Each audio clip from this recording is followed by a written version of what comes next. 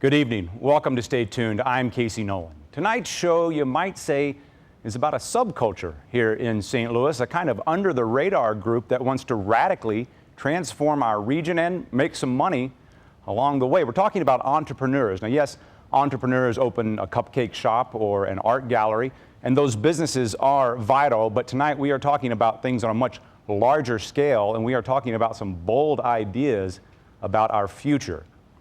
Now, to get us started tonight and explain more about what we will be talking about, from the 9 Network is Jim Kircher. This is the sort of thing that cities once really prided themselves on. It was an era when smokestacks and smoke were sure signs of a solid economy and an employment base. All of this meant jobs and money and growth. And while St. Louis still has its manufacturing and processing plants, not like it used to. The thinking today is the future has to look a lot more like this and this and this. An economy where the products and the jobs are coming from labs and laptops. So we're going to take urine samples and we're going to smear out. And that's why the region is trying so hard to encourage and nurture these kinds of startup companies and the entrepreneurs who have the ideas and the willingness to take the risks that are necessary to succeed. Well, he's working at home today. Matthew Kulig is co-founder of Aisle 411. It's an idea that came to his partner when he was in a big chain store, and nobody could tell him where to find what he was looking for. This was the answer. Joint compound. There's the map. Got it. Right? That would have helped me the other day. That's exactly it. Aisle 411 was started to solve a problem, which is how do I easily find where products are located inside stores? So we go to retailers and we take their data and we organize it and we do what we call scrubbing. It's so that it's consumer friendly, so that you can go now on a mobile phone or on a tablet and you can search for a product inside a store and find where it's at. And then cheese, and then you can hit the map it button, it'll pull up a map of the store and show you. But good ideas don't necessarily make good money or become good companies. There are plenty of failures. This is risky for the entrepreneur, the employees, and the investors. This isn't for everybody, and maybe not for every city. St. Louis and much of the Midwest, is often thought of as a conservative, more of a conservative place. And I think what you're really seeing in St. Louis now is an acceptance of risk, an acceptance of failure, but a real calculated acceptance. It's not like the old economy didn't have its share of innovators and entrepreneurs. Annie Malone became a millionaire selling beauty products. Safari coffee king Dana Brown was a self-made man. E.G. Lewis built businesses and he built University City. And Jim Howe was a pharmacist who came up with Tums. Even Bush and Queenie, McDonald, Danforth, Mallinckrodt, they didn't start out with giant corporations. It's really getting back to those entrepreneurial roots where we have an entrepreneurial risk-taking culture. Of course, we're not alone in all of this. A lot of cities that once depended on manufacturing are trying very hard to be centers of entrepreneurial activity.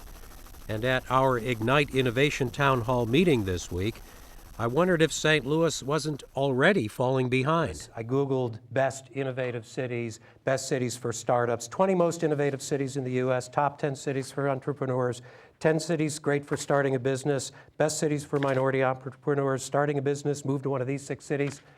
We're not on the list. If some of those are a couple of years old, that's why we're not on the list. Yeah. What has really happened is just in the last 2 years, 18 months really, there has been this exponential growth in the support that St. Louis is offering these entrepreneurs. So we went for a decade without a website or a press release, working quietly to build a foundation that now, with the increase in the level of activity, we feel like St. Louis has a real story to tell. Jack Dorsey, for one, thinks St. Louis does have what it takes, and that counts for something. The St. Louis native is the co-founder of Twitter. He was talking with reporters when he was in town for the Clinton Global Initiative at Washington University. Let's stop the conversation about we're too conservative, it's the Midwest, and therefore we can't move. We defined a number of amazing technologies within the city, and there's a lot of energy, and you feel it. It's not necessarily about startups versus big companies. It's really about risk taking, and we need to focus. We need to focus on what we're really good at, what our strengths are, and then build from there. For Stay Tuned, this is Jim Kircher.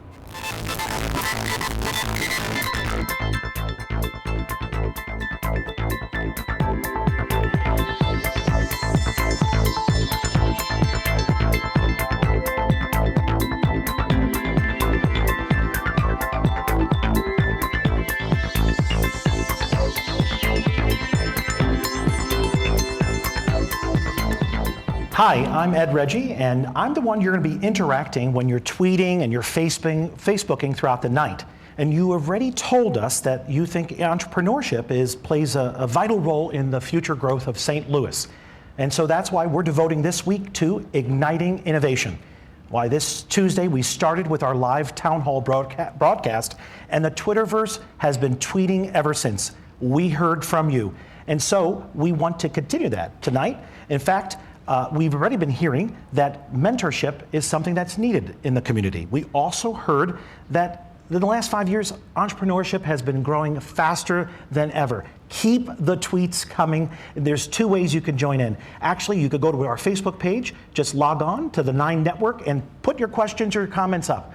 Or you could send us a tweet by using the hashtag StayTunedSTL. Bring them, keep them tweeting throughout the night, and we'll be bringing them in right into the conversation. Let's see what you're already saying.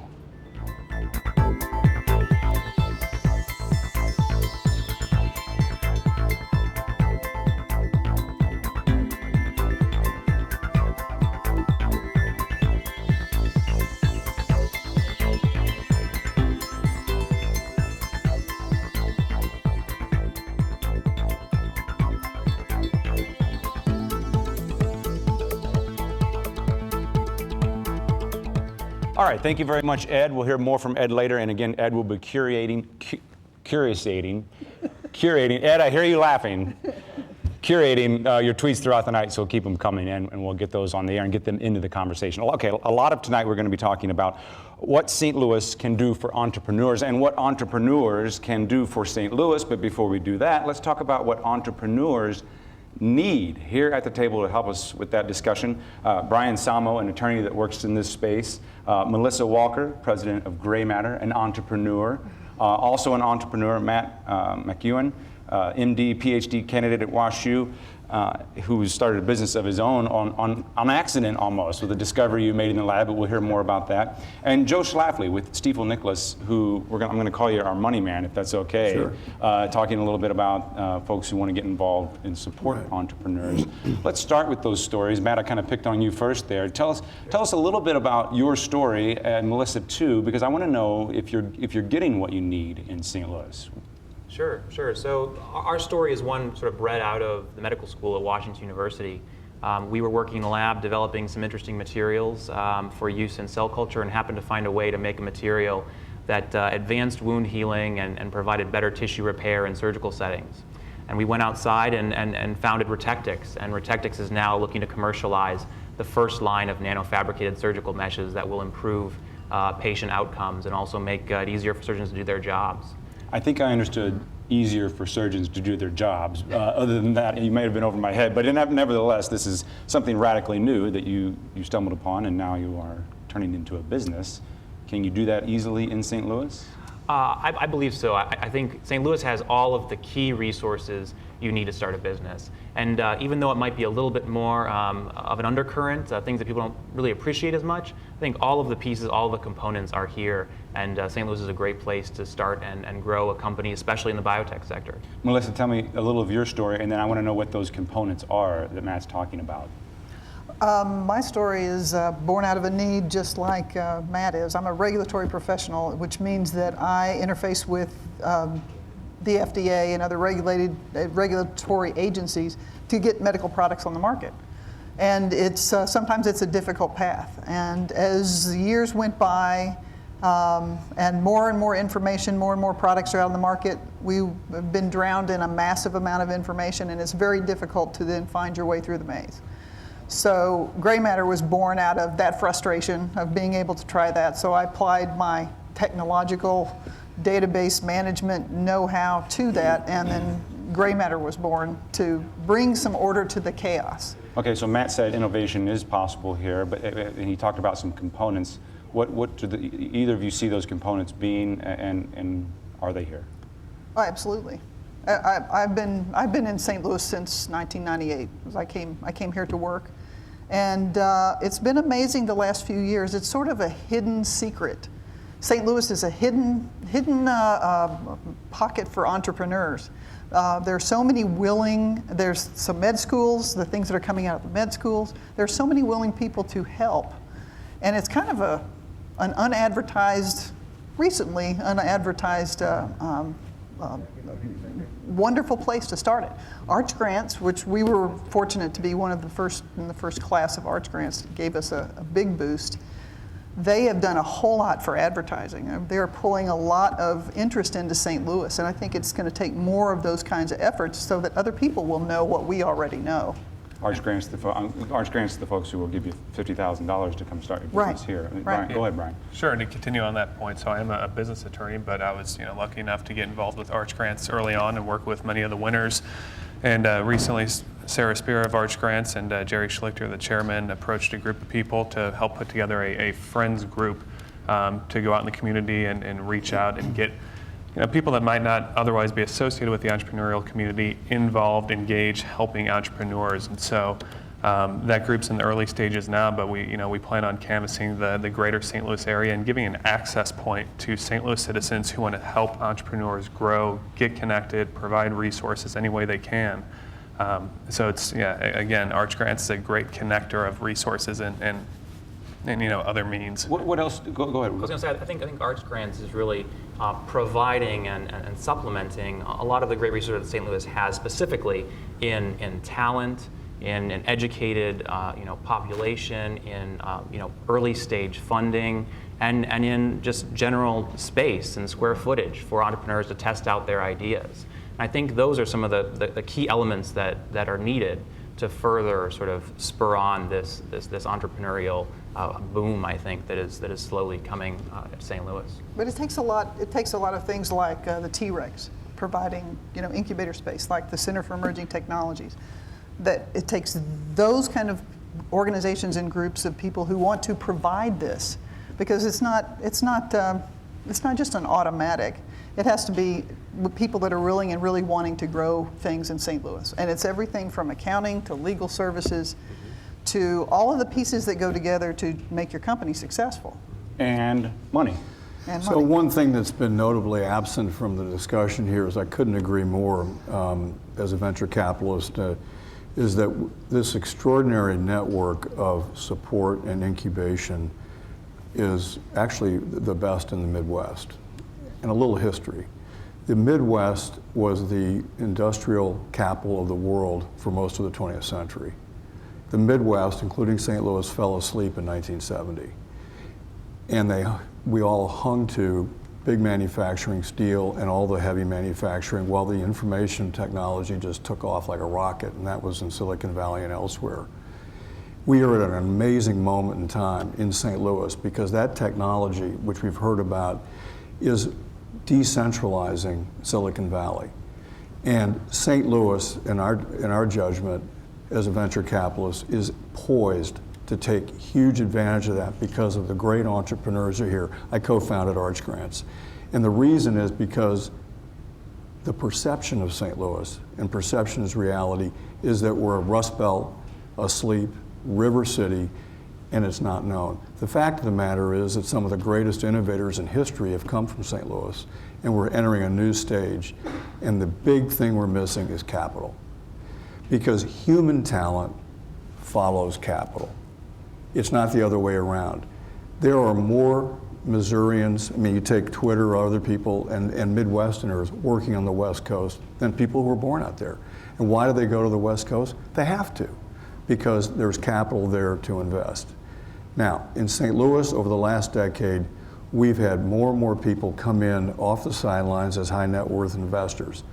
And they've been disappointed, because I love healthcare investing, that's what I do.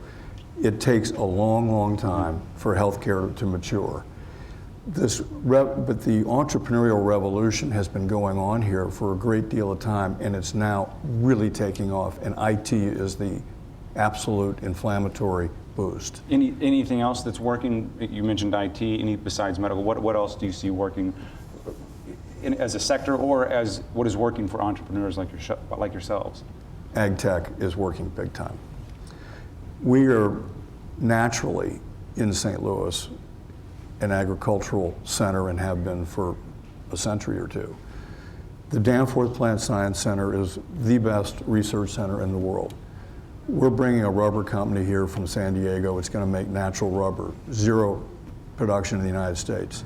It's going to be built here, and the crops will be here, and it turns into natural rubber. There are things happening in agricultural technology, and the street is waking up to it. So that's another big area. And more things happening in the show tonight that we've got to get to. So thank you all for your time. I appreciate it. This is a good start to an exciting conversation. Thank you very much. Thank you. Great, thank you.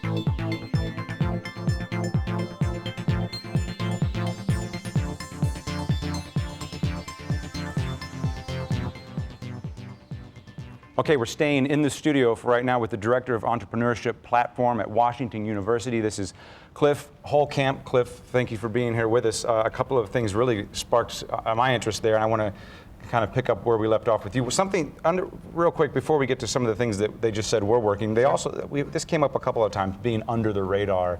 We're not really known for how good things are here for entrepreneurs. Would you agree with that, and why is that if that's the case? Well, I would agree with that. I guess historical stereotypes don't put St. Louis as an innovation center, but it really is. And I think the actual activity here is preceding the PR story, which is great. It's kind of the Midwestern way of doing things. We prove it first, and then eventually everybody else will figure it out too. Okay, why is it getting? Why is that happening? Why is it getting better? Well, I think what we've experienced in St. Louis is that we hit critical mass. For years, we've had all these independent activities. We've had all kinds of amazing programs, many of which we've been discussed today. And I theorize that we got enough activity, enough critical mass, that actually you started getting the interconnectivity between all these people. And when you get interconnectivity between people, you develop a community.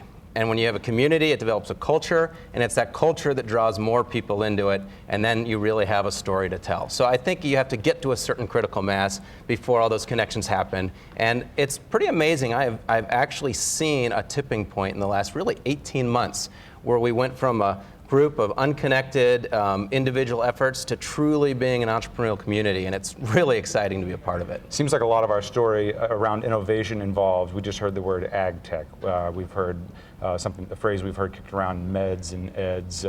What are you seeing there? Why is that part of our story? And or should it be more or less, or what do you think? Well, it is part of the story. It's not the only part of the story. I think we have a pretty diverse entrepreneurial environment here in St. Louis, and our position strategically being in the Midwest, some of our natural resources here when it comes to some of the great companies that are here, some of our institutions like the Danforth Center, like Washington University, like the Botanical Garden. They are all institutions which really produce a lot of research as far as places where you can find these types of innovations. So do you see that growing, expanding, continuing on that same track? Well, it is. And I think if you look at great innovation centers around the country and even around the world, you'll find that there's a certain common formula, and one of which is that there are great universities in these regions. If you look at Silicon Valley, they have Stanford. If you look at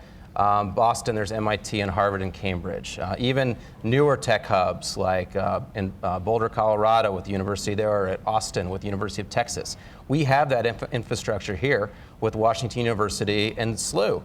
As well as with UMSL and a lot of our other smaller regional colleges. And Matt being an example, someone who came here for Washington University, how many Matts stay here, and can we do better at that?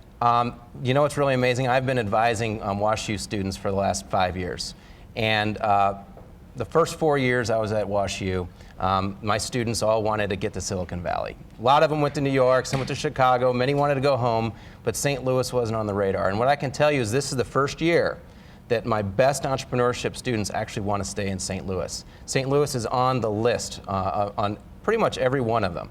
They are engaged, they're actively working with the startups down at T-Rex, they're working with the startups that are in our portfolio company at my venture capital firm, Cultivation Capital. And when you get the students involved and you get them working with these startups and part of the culture, they're drawn to that culture and they want to stay. And a lot of my best students are actually staying in St. Louis now, and it's on the radar screen now of all the students. Some will still go to Silicon Valley, but we're getting to keep a lot here, and that is a noticeable difference. And anything specific they're saying that makes them want to do that? They see the opportunities.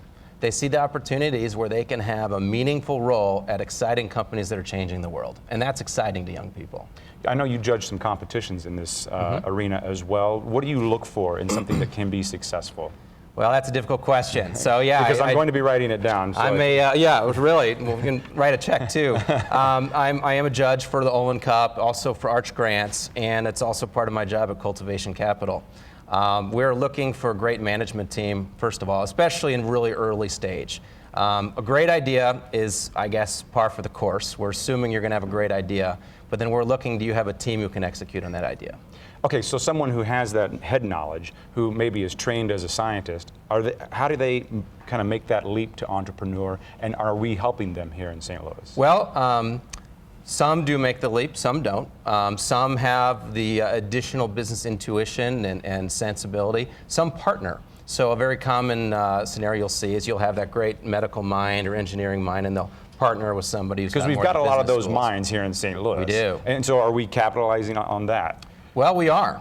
In fact, I see a lot of our MBA students and even our undergraduate business school students will partner with students from engineering or with students from the med school. So partnering and developing the right initial founding team is a great way to sort of round out. And that's another role that universities have, is to create those connections and to be a place for collaborations. And you talked about community when we first started this conversation. Is mentoring something that Jack Dorsey from Twitter, a St. Louis native, has talked about? Is that mentoring happening here, and is that something you agree would be vitally important? Yeah, I actually, I don't absolutely agree with Jack. I'll have to have a talk with him because I think St. Louis does a phenomenal job with mentoring. In fact, it's one of the biggest advantages I sell to my students. We have several phenomenal mentoring institutions here, like Innovate VMS, like the I-10 network. I hate to leave any out. There's others, actually.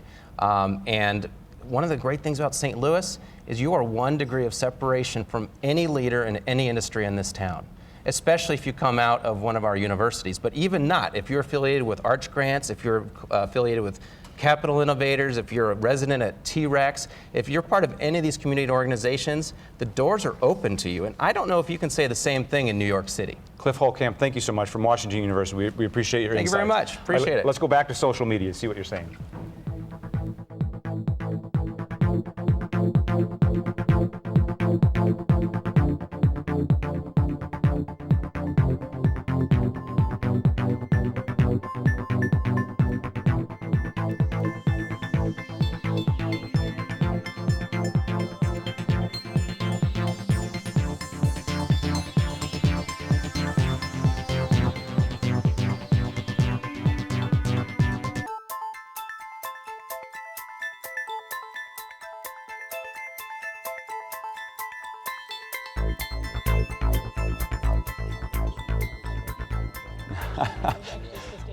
All right, jokes are over. We're back on the air. We're back at the table here. Let me make some introductions here real quick. Back on the show, we appreciate it from the St. Louis Business Journal, Amir Kurtovic. Thank you for being here. Christy Maxfield, president of Mission Center. Thank you for being here with us as well. And from I-10, we just heard mentioned, the executive director just happens to be here. We were setting you up there. Jim Brasunas is here with us. We just heard 18 months, in the last 18 months, that this has really changed in St. Louis. Do you believe that? We're at a tipping point, was the word. Certainly in the last 18 months, I think it's become much more visible. You know, we're on TV, okay, for one thing. But it's really been building for a number of years. And I-10 we started about 5 years ago, and our aim was to help create the ecosystem that now is starting to blossom. So there's been a lot of groundwork laid. Just like building a house, you know, you don't get to go into the living room or dining room and have dinner until you lay the foundation and build, you know. So we've been doing that building for quite a while. And so I think the fruits are starting to be seen. It's very exciting, but we're really just at the beginning of the process. It's more fun to pick out furniture than pour concrete. It is, and it's not as much work either.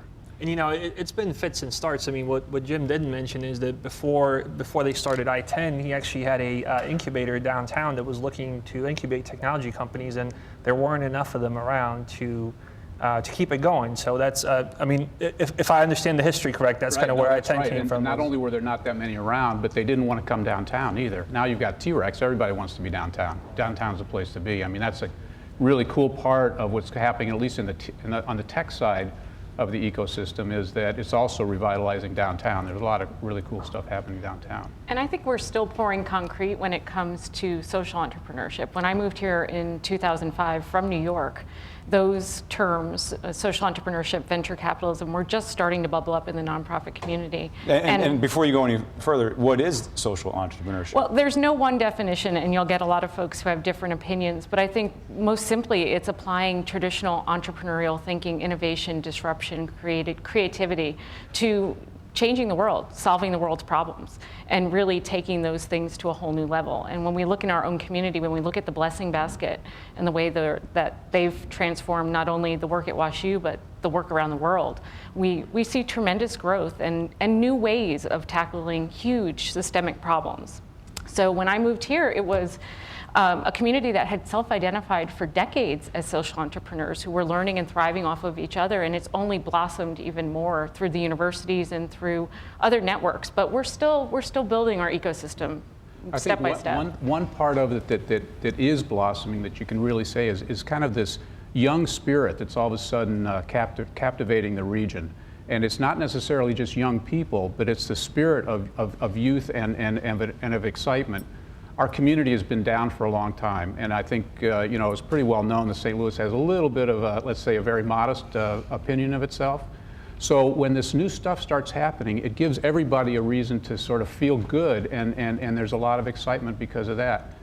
What we're seeing, and I think what's really at the core of what's going on, is an idea of, and I think you'll hear it from Brad Feld a little bit later in the program, give first.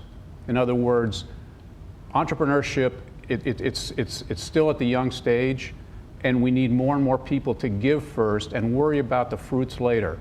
You know, encouraging people to say, oh, hey, how can I make a buck out of this? That'll come in good time as the economic development really kicks in. But really, to keep the spirit going here in St. Louis, if we encourage the attitude of giving first and let everything else take care of itself, I think that's what's really at the root of the great stuff that's starting to happen here. I couldn't agree more. As a traditional fundraiser, the adage is always you have to make your gift first before you can ask other people to do that. And so for us to expect outside investors to bring a tremendous amount of capital to St. Louis when we ourselves aren't willing to put those dollars in, it's just unreasonable. So we need to free up that capital. We've got to get it out of people's banks and out from under mattresses and really throw it at ideas. That risk taking is what creates innovation, and innovation is what's going to make a city thrive, and it's going to make people want to stay here. You know, we wrestle a lot with how do we keep our WashU graduates here, how do we keep our SLU graduates here, and our UMSL graduates. We keep them here when exciting things are going on, when they feel the ability to contribute and to take risks and be innovative, and not the need to go somewhere else to have their ideas come to fruition. You talked that there's a young feeling, whether it's by age or by spirit. Is there a change in our risk-taking attitude? You know, one of our accomplished columnists and contributor to the 9 Network likes to talk about all of the risk-takers moved west and left us here with a risk-averse gene pool. Well, here, I'll give you one story. So there's an interesting startup called Jurastat. I'll pick on them, which is a startup that was founded at Startup Weekend last year. Startup Weekend is this thing where a bunch of people come together for a weekend. They all just say what they would like to do, and then they spend the whole weekend together coming up and building a product. aspect. So this was started last year. It was started by a lawyer, a tri lawyer, a young guy, but still a lawyer, and a programmer who had a good job at a kind of manufacturing company, I think. And they built this product over the weekend. They kept working on it on and off, and then they got $50,000 seed funding from Capital Innovators, and they both left their jobs. So that's kind of and that's a risk. I mean, if you're, there's not a lot of law jobs to go around right now. I think that's kind of and we're something. Seeing a lot of that. In I-10, we work with over 200 tech companies, and these are people that are really taking risk, and they have to do a lot of investment of their own time and sweat equity before they can even get to the point where they can ask for other people's money, because they just don't have anything. So celebrating what we're doing here, like with the new website that was just launched, accelerate-stlouis.com, .org, that's a great way for the community to kind of have a place not only to celebrate itself, but also to show to everybody else what's going on. And I think the risk takers are here. They're the entrepreneurs who are stepping out. I left my job and went months without pay because this is what I wanted to do. My co-founder did the same thing. What we need is the risk takers on the capital side. Okay. Thank you all very much for your time. We appreciate it. Let's go back to social media, see what you're saying there.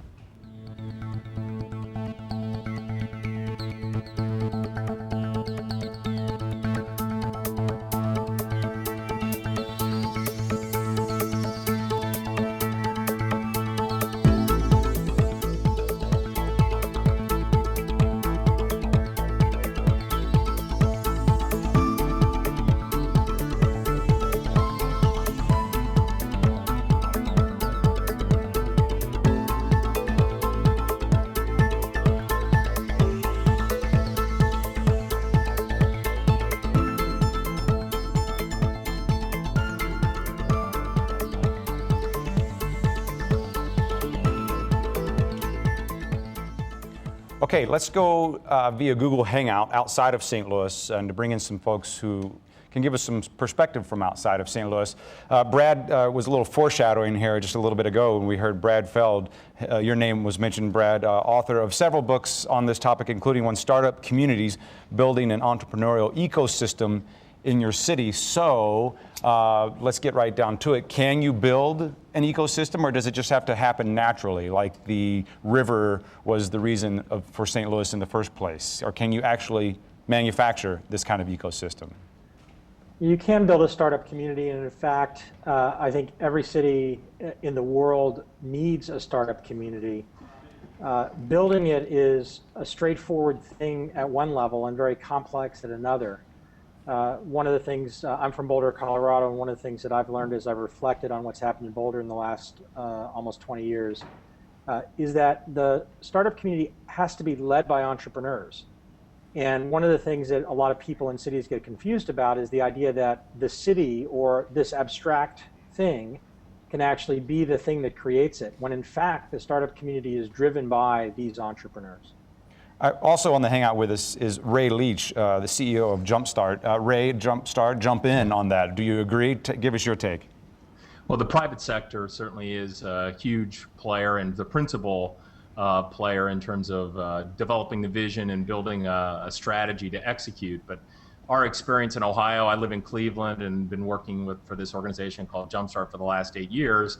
One of the things that we have done is been able to feed the private sector, the leadership from the private sector, with nonprofits and university initiatives and other things that are going on in the traditional economic development ecosystem, as well as the emerging things that have happened around innovation and entrepreneurship that are new to places like Cleveland, to really fuel the vision and start to generate or accelerate outcomes for these really young companies sooner, better, faster. So an idea that a private sector or private envisioned strategy, then fueled by all the other actors in the community. There are roles to play for everyone in the community, but at the same time, you really need to have that private sector vision and experience to catalyze and to assure that it's going to continue to move forward in a way that's meaningful.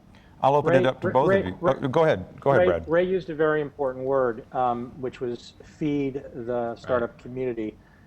I separate the constituents of a startup community into two categories, leaders and feeders. The leaders have to be entrepreneurs. The feeders are everyone else. the university, academia, government, big companies, venture capitalists like myself.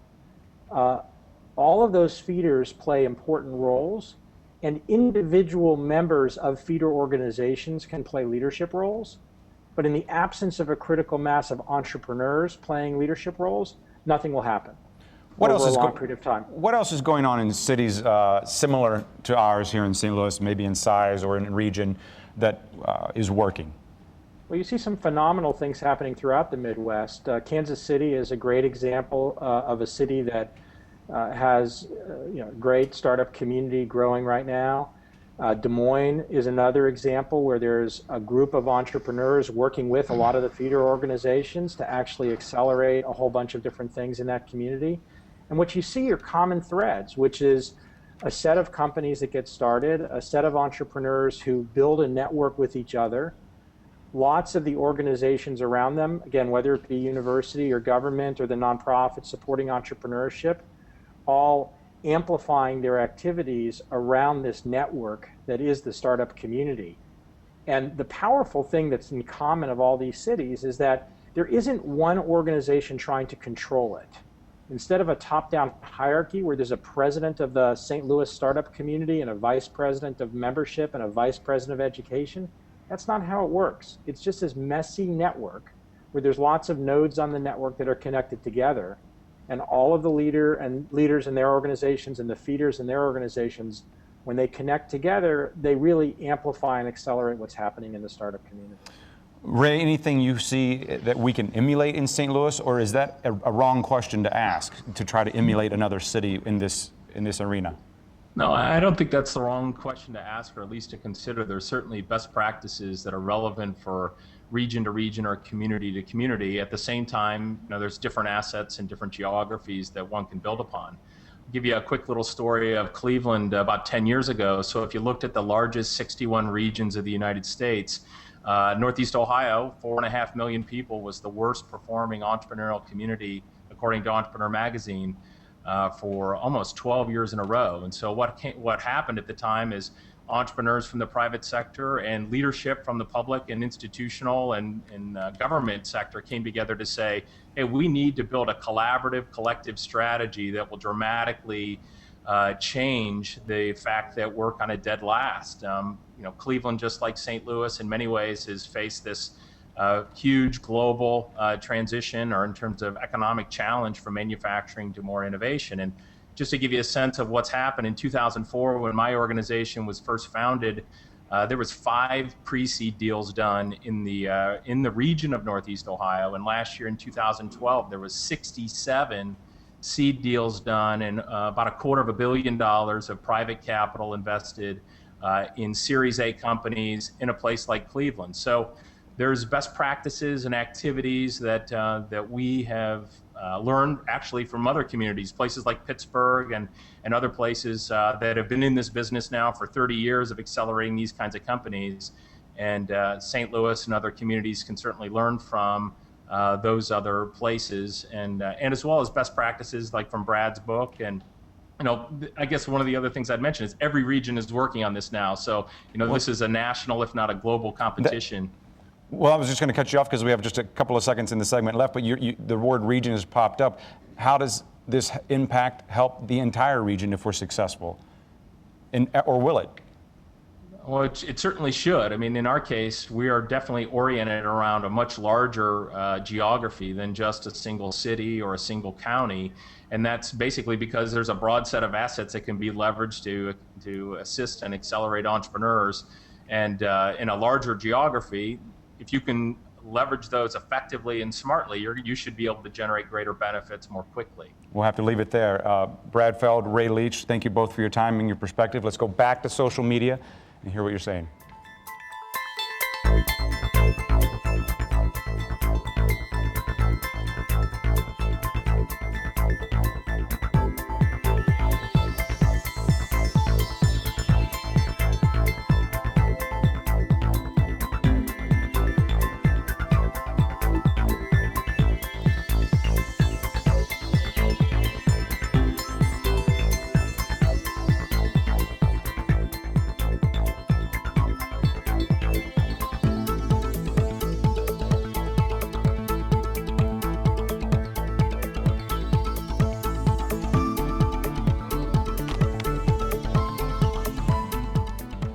You know, in addition to, just like how we want to get your voice in the conversation via Twitter, we want the community's voice represented here in the studio as well. So that's why we have some folks here at our community table. Nick Semenkovich, MD, PhD candidate. You've reminded me on the previous show. You're very humble about it. Neither degree. Michelle Fontaine from the Youth Learning Center. That's correct. And John Pa, an entrepreneur of your own, working in different creative mediums. Let me embarrass you all by saying, when we talk about retaining talent, we're talking about people like you.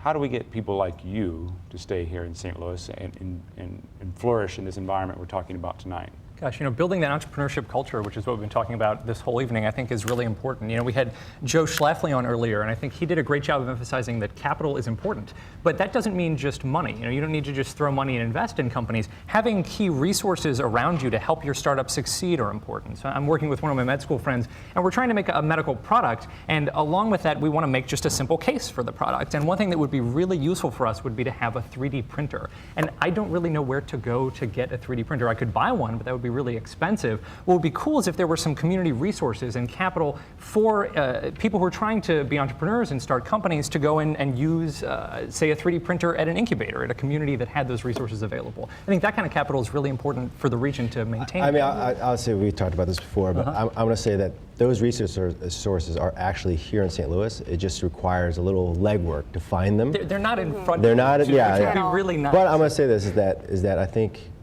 for entrepreneurs, a huge element is desire and the willingness to push through the obstacles. And Joe Schlafly did say something about money and the need for capital. I feel like the lady Christine Maxfield also said something about there are plenty of risk takers out there taking risks, but the capital, people need to take those risks as well. I agree with both of them. At the same time, I feel like there's an entrepreneurial community that are taking those risks and need to find ways to move around those obstacles. I wanted to push against that actually a little bit. So it was said that human capital follows capital, but not the other way around. And I disagree. I think one can follow the other and then the other can follow the other. Yeah, you definitely have to have the human capital there and get them exposed and interested and plug them in, right, in order for the capital to develop. They're both sort of critically important. You need the infrastructure and resources, you need the people as well, and to bring more people into the region as well as have those assets available to them. Well, let me ask you this is that, since we are the community table, my sense is there's a juxtaposition between the community at large, like St. Louis at large, which is a very conservative culture, and then you have this rogue nation or whatever it's going to be, 20% of people who are taking risks as entrepreneurs. You know, how do we mesh those two together? Is it even worthwhile, or? I think it's possible. I think part of it is the awareness piece. So there's that 80% of the population that's completely unaware that this 20% is even existing and doing these great things. And so how do we share more information, let other people know that these incubators exist and that really cool things are coming out of them? But if that awareness is not just truly publicized, then it becomes less cool to remain in the city, and we've heard that a little bit. St. Louis has to remain an important and vital place in order to attract talent and to keep the talent that currently exists. Talk about what you're doing at the Youth Learning Center. Is this something you talk to young people about? Absolutely. And so we are trying to get kids excited and knowledgeable about entrepreneurship and specifically social enterprise. So Christy Maxfield actually has worked with us. Jim Bersunas has worked with us as well to let the kids know that they can not only create businesses and create business plans, but actually address some sort of a social mission. So solve a problem in the community and earn money and keep sustaining that problem, or sustaining solutions for that problem, rather. I've never written a business plan ever. And you've started some businesses. I started 3, and 2 of them actually have succeeded. There's one that is bleeding and hemorrhaging. That's my bleeding lamb to St. Louis. It's called the St. Louis Curator. But, you know, Intel had a one-page, had typos, like 3 typos on its business plan to find funding. I'm sure that, you know, I don't know how many there are, but I feel like, at least in my own experience, I'll speak from my own experience, that I've never written a business plan and it's happened to work. I don't know, have you ever? I have written a business plan. I kind of agree with you. I think a business plan and having that is important. I think one thing to bring it back to the incubators that you brought up, I think it's really important to have a group of advisors and people that can help you making those decisions. Right. You know, one of the simplest decisions you can make is how do we incorporate? Do I want to be an LLC? Do I want to be a C Corp? Do I want to be an S Corp? Do I want to be a nonprofit and go in the social entrepreneurship route? Do I want to do something esoteric like a B Corp, which now exists as kind of a blend between a nonprofit and a for-profit. Have you not found that? Have you not found people those are out there. I think that it takes a lot of time to figure that out on your own, and there's a lot of chances for you to make a mistake when you establish it. Advice. So have you been able to find advisors? Like Clifford saying, I think it was Clifford saying that there's a lot of people, or there's resources for you. Mentors are there. Yeah. To some degree, I think it's been a little harder here. I feel like the community isn't exactly what it could be, and I don't really know how to define that as a problem. Well, he did go away. You went away. I went and to now MIT, you're back. Yeah. and so I went to MIT in Cambridge, where that was just much more a part of the culture. It was you turn left and you turn right, and everyone you knew had started a company, and everyone you knew had advice and their own experiences and how this went. And I'm not saying that doesn't exist here. I agree. It's just for me personally, it's been harder to find that. And that's what I want to exist here. I can't remember who said this, but it is true that you're basically one layer away from almost anybody you need to talk to, right? I feel like if you just shot an email and said, hey, I'm so-and-so, I need to talk to you, Judy. In St. Louis. I can commiserate. So I'm not originally from the city, but it is very difficult if you are from here and have moved away and then come back, or if you're not from here, to break into those circles. And okay, tell me about your attempts. Have you really tried emailing someone or even stepping in? It's not that you can't find the advice. I think it's a different feel, right? If you're in a community where everyone you know has started up a company, where every one of your friends has sent products to be manufactured, where they've gone through approval processes through the FCC for electronics or through the FDA for pharmaceuticals, it's a different feel. It's a little different saying, hey, I don't really know you. Let's sit down. What kind of advice can you offer? It's different when your best friend and the guy you've gone to classes with has done this, they've been through it, and you can really trust them and be honest about their experiences. Okay, that was good. We're going to leave it there because it was a natural pause, and we promised we would go back to Ed Reggie. So I think now is as good a time as any. Ed? Well, thanks, Casey. First off, I want to thank all of you. We've been getting so much on Twitter and on Facebook, so keep it up. Some of the highlights that I've taken note of, there's been talk about a lackluster airport, with not many flights as being perhaps, something that's needed more in our community, in our city, in our region. And then the other thing I want to mention is that when we put out there, that this region has become a hotbed, Mayor Slay actually, I think, put a challenge out by saying, let's see. So maybe get on, stay tuned, STL, the hashtag, and maybe respond to Mayor Slay on that challenge. I also want to mention that you've heard earlier tonight, there's an interactive website that's connecting entrepreneurs, innovators, telling the story of innovators, and that is accelerate.stlouis.org. We want you to visit that website, and that is actually supported by the St. Louis County Economic Council, which is also, they also support our programming on this very topic, and we thank them for that. Also, I want to mention that we have an after show, and I actually think it's the coolest part of our show, so I want you to make sure you take down the information. Go to 9net.org/stay tuned, and make sure you get your computers and your iPads and your devices all ready to go for the after show, and keep tweeting us. Let's see what you're saying right now.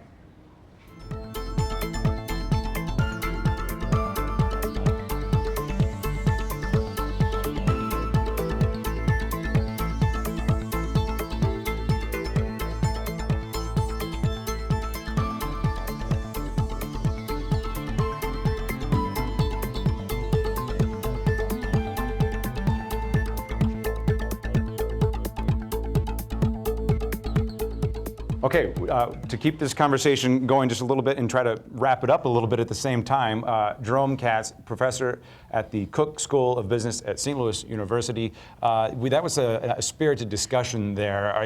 Are those resources for entrepreneurs easy to find, easy to connect to other mentors? It's getting a lot easier.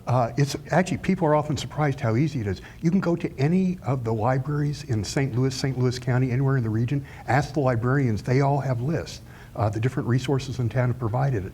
That Accelerate St. Louis website, they're connected to everything. You can contact the Small Business Development and Technology Centers. You can catch them on the internet. There are a lot of ways to get help. Are we at a tipping point? That's something that came up early, and has it been growing? Has that foundation we talked about, has that been laid over the last several decades even? Yeah, well actually I've been in St. Louis 25 years since we started the Center for Entrepreneurship. It's our 25th anniversary. And like folks were saying, the past 18 months has been a groundswell of support. The creation of Capital Innovators, the creation of the Arch Grants, the Billiken Angels Network, which is one of the 2 angel networks in town that I run, has been making more and more investments. So we're seeing a lot more ideas. We're seeing them get a lot more attention, a lot more money, a lot more help to move fast, move well.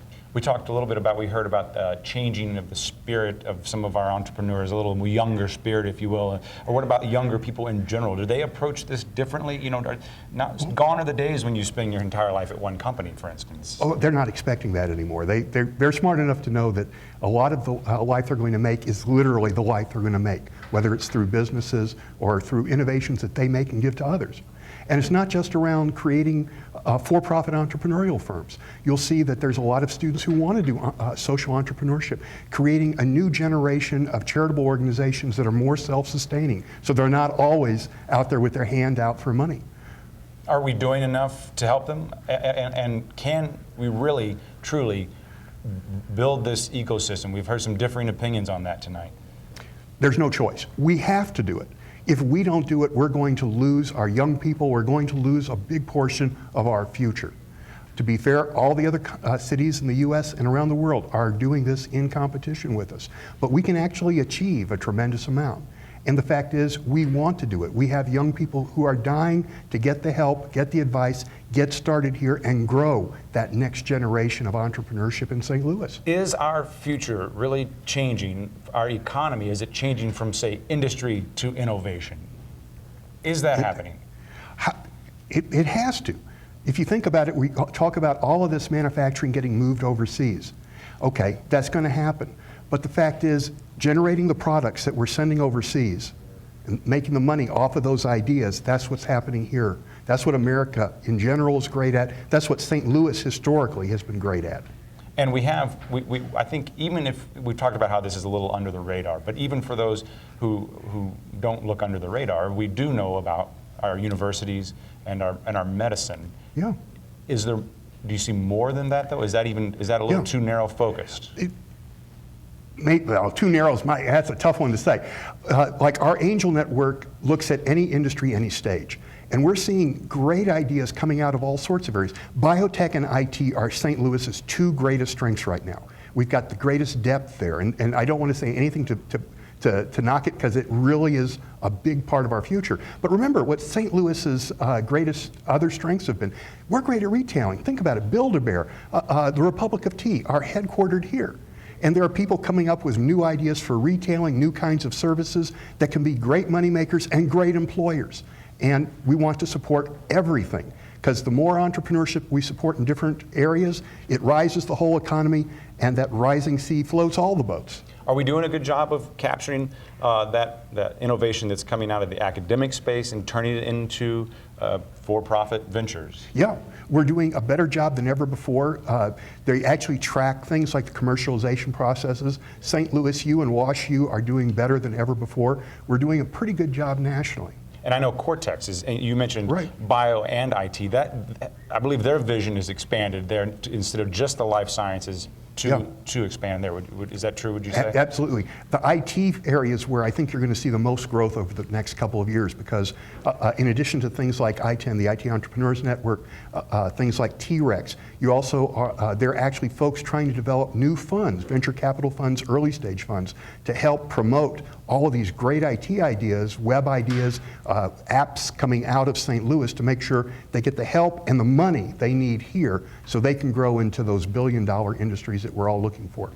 Real quick, on Twitter, I think T-Rex is tripping some people up. Explain that for us quickly. T-Rex, basically it's a local high-tech and IT incubator downtown in the Railway Express building. So that's where the Rex part comes up. And I'll just name drop and say we are trending on Twitter, if I may toot our own horn here. Okay, so talk to me, real quickly though, I want to talk about money. You brought up capital, and Joe Schlafly was talking about that is changing. Have you seen that changing as well in terms of the people willing to jump in with their George Washingtons? Absolutely. I mean, we've grown from 15 angels to 30. The Archangels have grown also. You've got people who put money into capital innovators, into arch grants, into several other accelerators. There are new funds that are being developed that you'll be hearing about later this year. All of that are different ways to get money and put it into a variety of different kinds of entrepreneurial efforts. Early stage, later stage. We have about 60 seconds, and I'd like you to use that time to look into the future and tell me what you see in St. Louis. St. Louis is going to get to be a better and better entrepreneurial city. We're going to be able to keep more of our kids here. We're going to attract more entrepreneurs from the rest of this country. We're doing it together. We're doing it, you've got government, you've got entrepreneurs, you've got universities, all of them trying to come together, all of them trying to help each other. It's the Midwest at its best. I just need someone with kind of an East Coast, West Coast mentality to start bragging about it so the rest of the world would know about it. Telling our story, we've heard that a lot on Stay Tuned. Something we need some exercise in. More is better. Thank you very much, Drumcast from SLU. We appreciate it, your time so much. And if you're not already online with us, stay with us. Find us online. We've got more coming on the web on the post show. Thanks very much. Stay tuned. This program was made possible by the St. Louis County Economic Council.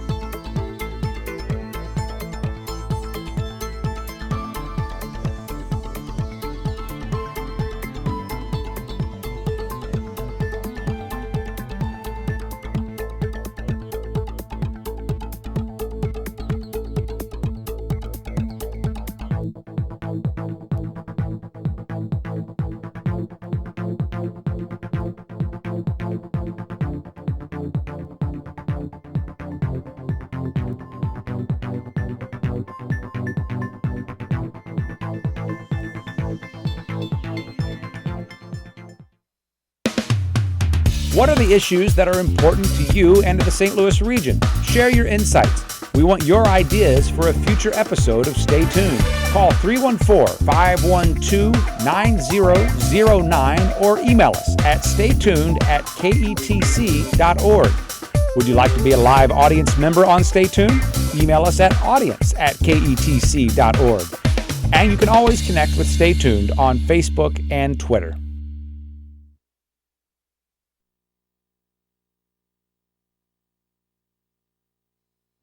And if anybody gets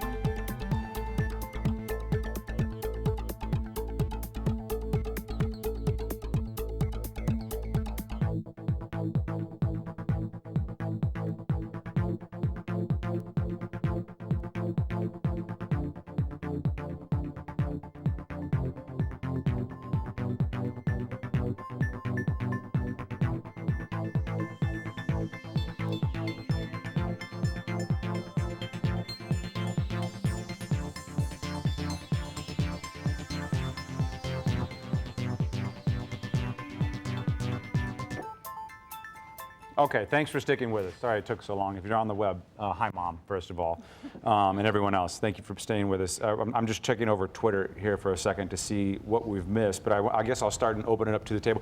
Public television, we don't have enough mics for everyone, so if one of you doesn't have a mic, I will point this at you.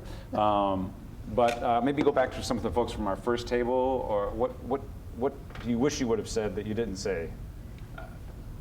Again, this is Brian Salmo. I guess what I would like to just reiterate is St. Louis is a great critical mass of entrepreneurial, I don't want to say bubble, that might sound negative, but there's a lot of energy happening right now, and the entrepreneurs know each other, but it's getting the outsiders involved, the cross-pollination of ideas that can really take the community to the next level. So I think that's really where the focus should be, is getting other people within the bubble.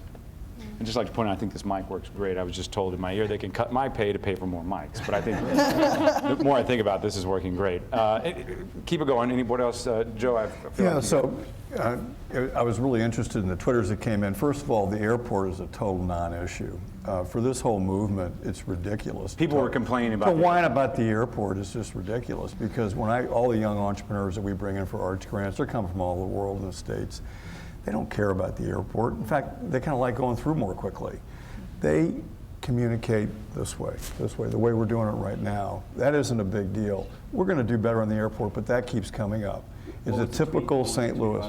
Well, I think that the airport's a downer and that hurts St. Louis and that kind of thing. Or was it maybe alluding to the connectivity that we've lost at our airport? Yeah. You're saying that's or that not it a got problem. hit by a tornado. Yeah. Well, that's been repaired. I think that connectivity is what this show is all about. I mean, the fact is that you and I can go right online right now to Bangalore in India. I mean, the fact is that these people are working 24/7. I have such admiration for the entrepreneurial spirit that many of you pointed to. I'm a feeder, but I will say to you that without the gas, which is called capital, this isn't going to work. Because as soon as these companies get to a point, financing risk is the greatest killer of companies. Unless you've got, somebody said, I couldn't find a typewriter. Well, guess what? When you need to have $1 million to scale your business, because it's all about scale. That's how you make money. Unless you have $1 million or $3 million here, you're not going to go. So I think that's really important. But Joe, one of the things that's happening that's really cool is that people like you are raising additional funds, right? And the reason you're doing that is because there's deal flow here. If there wasn't deal flow here, you wouldn't be, none of the investors. But come with me and try to raise funds. What's deal flow, first of all? Deal flow, sorry. It's kind of like a fountain of good investable ventures coming out of the ecosystem so that investors can put money in them and help them grow faster, and eventually the investors make money, the entrepreneurs do really well. The more potential deals are out there, the more quality deals you can pick from. I mean, if you only have 2 deals to pick from, it's a 50-50 chance, and both of them are probably going to fail. But I mean, if you have 50, 60 deals a month that you're looking at, that you're constantly flowing through, then you can build up a big fund because you have a big selection of I think it's a process. I definitely think that there's a process, say that, say we have 2 that really win and win big. Maybe they were funded, one was funded, one was not. But they actually end up becoming wealthier than the people that actually funded them. And now you have somebody actually go back in. They start their own, we were talking about this earlier, their own St. Louis version of Y Combinator, what do you call it? Or kind of like Horace did. Like they start their own private equity fund. And then they start putting funds in. Yeah, but let me give you an example. Square started in St. Louis. They just pulled out their last 50 engineers. This is Jack Dorsey, Twitter founder. And I like Jack's a great guy, but why isn't he here? And so the answer is Square or Twitter. If we'd taken up $5 or $10 million and planted that company here, that's what it would have taken. Well, first of all, no, absolutely. Square's co-founder, Jim McKelvey, who actually created the Square, actually wasn't Jack, it was Jim. He is here. And he's in venture capital, exactly to your point. He's my partner in Cultivation Capital. Right. And we are making those investments. And as these companies move up the ecosystem, there'll be the air-on opportunities, and those investments will be made. But we need to have it now, because where are all the Square employees? Right. Well, Square was the story from 5 years ago. Right. The current No, no, companies but like it's an- Locker Dome are getting funded. Locker Dome got an A round from us Yeah. because the opportunity was there and it's a And great company and we made it happen. I just raised $15 million for EndoStim. It's Yeah. here, but it's changing. But I'm telling you, go raise $100 million right now. Right? Which I'm doing. It's impossible. You've got to change. We've been exporting capital. I'm taking my lunch to work. This town has been, this city, this region has been exporting its capital. I'm talking about the big funds. Right. $8 billion in the state. And its talent. And, well, And the it's talent, I mean, The somebody talent has disagree followed with the me, money. but the talent follows money. Right. And I agree. I disagreed with you in terms of that because no, I know, but I understand your point. Talent But follows money, and money also follows talent. Well, of course. Money will follow the I talent. disagree. Or helps to I cultivate it. disagree because first of all, I'm trying to get talent here. For example, there's one kid that I'm trying to get as a developer in my shop. He is making a fair sum of money straight out of college from WashU, going to UBS. I was in banking before. I know that in certain areas you can make a decent amount of money. I said to him, listen, there's no way I can match that. 100%. I can cut it maybe in half. And then you come and he's actually now still seriously considering coming to my shop. Because you're offering him equity as well, right? No. You're not offering him equity? No. I'm offering him the fact that he's going to work with great people that are going to care for him and going to grow him and give him experience in a community that he really longs for. Okay. And then I said, listen, there's plenty of upside. You know, that guy from Google that got the $150 million payday, he started with the $60,000 salary when he first started, right? So I think there's plenty of pathos, plenty of passion you could send off to these young people that want to be a part of the community. We just have to provide that for them. And I think with T-Rex, in T-Rex, with My Little Shop, all these other places that are actually developing their businesses, they see it and they feel it. And I feel like that there are a lot of talent like they brain drain people. They're staying because of passion. Let's get this into the table here a little bit. And are the issues different? Because you talked a lot about social entrepreneurship. Do you have some of the same themes, or is it radically different? It's not radically different. I think there's a lot of challenges that are very much the same, but I think it's how long he'll stay at that rate and what the burn rate is. So if we don't have the capital that's investing in keeping them here, then as much as we want to stay. I'm not saying money's not important. Right, it's just, there's only so much of a runway you have. So I think having that early stage funding, then having that mid, beyond seed stage, but then also being able to help those companies that have strong foundations then scale is really what is going to keep them here. Are we ahead of the game on the social entrepreneurship end of things? Yes, but if we're going to listen to Jack Dorsey, then we should play to our strengths, and our strengths is that we have a tremendous pipeline in that regard, and lots of deal flow coming out of WashU and UMSL and all those other schools. So what we really need to do is educate our investing community about what that deal flow looks like and what the bottom lines look like, both from a social and a financial point of view. Right. And really, when we can take the investor to the next sophistication level with regard to understanding what this deal flow is, we put our flag on that mountain, and we're distinguishing ourselves from every other city in the country. And starting the pipeline earlier, I have to say. So we focus a lot at the collegiate level, which is awesome. WashU is awesome. SLU is awesome. We have tons of really great universities in the metropolitan region, but we have to start earlier. It's too late to wait to the collegiate level. We have to develop high school students who have to be developed when they're in middle school, and we aren't doing that right now. And for the social entrepreneurs, it's not enough just to have a great place to launch an idea, which is what we have in WashU and UMSL and these other places. You have to have the same mentor network, you have to have the same capital network, and that's where we're still pouring concrete. Matt, here, go ahead. I'm sorry. For the high schools, we actually are doing a lot more. We bring in 24 high school educators every month. They're basically networking among themselves, and we at SLU are connecting them to the community resources. We had 500 high school entrepreneurs here, and the presenters were 10 superstar high school entrepreneurs from all over the country. They were Shark Tank winners, kids with their own cable shows. And so you're right. I mean, we need a pipeline. And one of the big entrepreneurship foundations talks about a pipeline which really is from grade school all the way through. We're getting there. Interestingly enough, the educators are really excited by this prospect, and they're coming to us and asking for more. So that one's going to happen. That's in the process. To remind folks, Matt, you started a company that you developed something to help surgeons, I think is how I remembered it, but with some amazing, part of what we were talking about, that innovation translated into a business. I want to know if you're going to stay in St. Louis. Sure. So I think long term, our goal is to keep the company here. We say St. Louis as a great location for biotech and medical device innovation. And really, is there a but coming? No, I don't think there's a but coming. Above all else, I think we want to be here, and we see the potential and the resources for us to grow here. But I think Joe, you bring up a great point.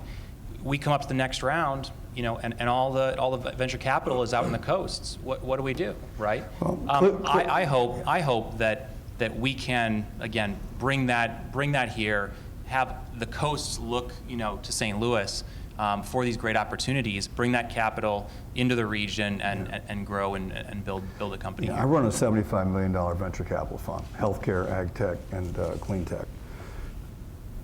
What one sees is that in the absence of having the capital here, you get a term sheet from Boston in the healthcare area or that kind of thing, and I've seen this happen.